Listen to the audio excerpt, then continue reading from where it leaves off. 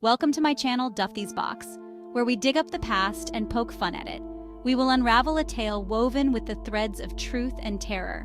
Because what would we be without a little historical drama? As if we didn't have enough in our own lives. Our subject is one whose name echoes through the centuries, a name whispered in hushed tones by the light of flickering candles. Dracula. Yes, that Dracula. The one who can't help but appear in every horror story. You may recall our previous encounters with creatures of the night. Vampires have haunted our imagination for centuries. Because who doesn't love a good scare, especially when you're trying to sleep? They are creatures of darkness, feeding on the lifeblood of the living, forever condemned to walk the earth in a state of living death. Sounds fun, right? Like a party that never ends. But tonight's tale is not simply a fantastical yarn spun for your amusement. It is the story of a man who walked among us, a man whose deeds were so cruel, so steeped in blood, that he became synonymous with the very creatures of legend we so fear.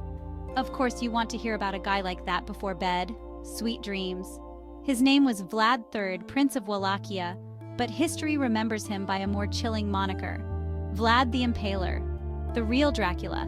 Yes, the guy who really knew how to make an entrance. Join me on a journey to the 15th century, to the wild and untamed lands of Wallachia. We will unearth the truth behind the legend.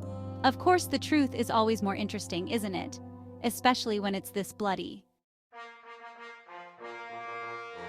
Vlad III, born in 1431, was a prince of Wallachia, a region in present-day Romania. Yes, all fairy tales begin in places like this.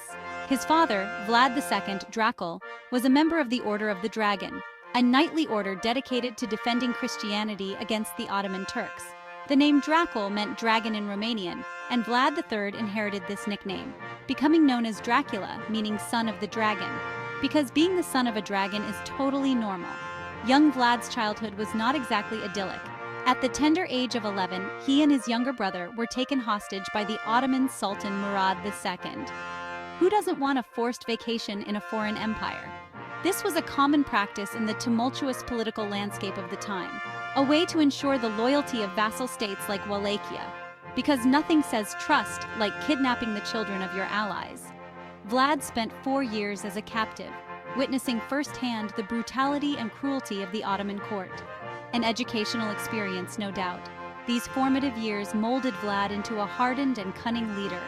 What doesn't kill you makes you stronger, right? He learned the art of war, the intricacies of diplomacy, and the unforgiving nature of power.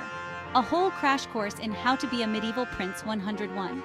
When he finally returned to Wallachia, he was determined to secure his throne and defend his homeland against any and all enemies.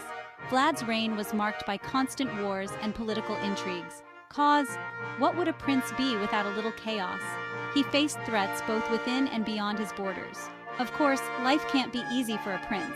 To survive in this treacherous environment, Vlad resorted to extreme measures that would forever tarnish his name in the annals of history.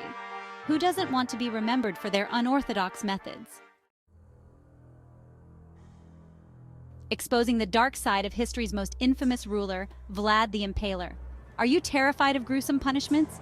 Then you need to hear about Vlad's favorite pastime, impalement. Who wouldn't want a sharp stake as their last embrace? Nope, not me. This gruesome practice involved impaling victims on sharp wooden stakes, leaving them to die a slow and agonizing death, an ending no one would forget. The brutality of this method served not only as punishment but also as a potent psychological weapon, instilling fear and obedience in his subjects and terror in his enemies. Sure, nothing says obey like a row of impaled corpses. This act, a macabre display of power and dominance, cemented Vlad's reputation for cruelty and ruthlessness. Vlad's use of impalement was not a mere sadistic whim. It was a calculated strategy designed to defend his realm against a superior enemy. Of course, the best defense is a good stake. By striking terror into the hearts of his enemies, he aimed to deter invasion and quell rebellion. Who would dare invade with such a welcome? The sight of rows upon rows of impaled corpses served as a stark warning to anyone who dared challenge his authority.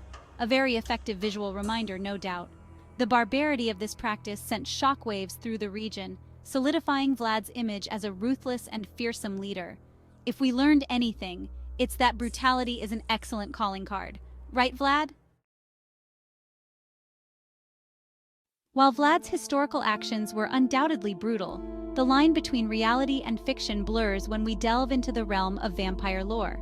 Of course, who wouldn't want to mix a little reality with a good horror story?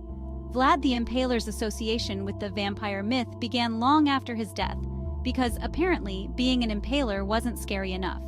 Fueled by folklore, literary embellishments, and the enduring human fascination with the macabre. One of the key elements linking Vlad to the vampire myth is his affinity for blood. Who doesn't enjoy a good bloodbath every now and then? The sheer scale of his impalement campaigns, resulting in thousands upon thousands of deaths, painted a picture of a man obsessed with blood and violence. What better way to spend your time than impaling your enemies? This image, combined with the superstitious beliefs of the time, provided fertile ground for the vampire myth to take root. Who needs logic when you have superstition? Furthermore, Vlad's homeland, Wallachia, with its wild landscapes, dense forests, and rugged mountains, provided a fitting backdrop for tales of the supernatural. What's a good horror story without a spooky setting? The region was steeped in folklore and superstition, with tales of werewolves, witches, and other creatures of the night woven into the fabric of everyday life. Vlad's association with vampires was further cemented by Bram Stoker's iconic novel, Dracula, published in 1897. Because what better way to immortalize an impaler than to turn him into a literary, sexy vampire? Stoker drew inspiration from the historical figure of Vlad the Impaler, incorporating elements of his life and legend into his fictional vampire count. Although Stoker's Dracula was not a direct representation of Vlad, the connection was undeniable, solidifying Vlad's place in the pantheon of vampire lore. Vlad's life was not solely defined by war and bloodshed. Oh no, he also had his share of romantic drama. Like any man, he experienced love, loss, and betrayal, adding layers of complexity to his already enigmatic personality. His first wife, whose identity remains a mystery, died under unknown circumstances. How convenient. Some whisper that foul play was involved, adding another layer of intrigue to Vlad's already bloody history. Vlad's second wife, Justina Szilágyi, was a Hungarian noblewoman. What a strategic choice. Their marriage was a strategic alliance designed to strengthen Vlad's position against his Hungarian rivals. Who needs love when you can have power? Despite the political motivations behind their union, Vlad and Justina shared a genuine affection, a flicker of humanity amidst the darkness that enveloped Vlad's life. How touching. However, tragedy struck again. Can't be a Vlad story without a little tragedy. While Vlad was away leading his armies against the Ottomans, Justina received the false news of his death. What perfect timing. Driven by despair, she threw herself from the tower of Poenari Citadel, choosing death over a life without her beloved Vlad.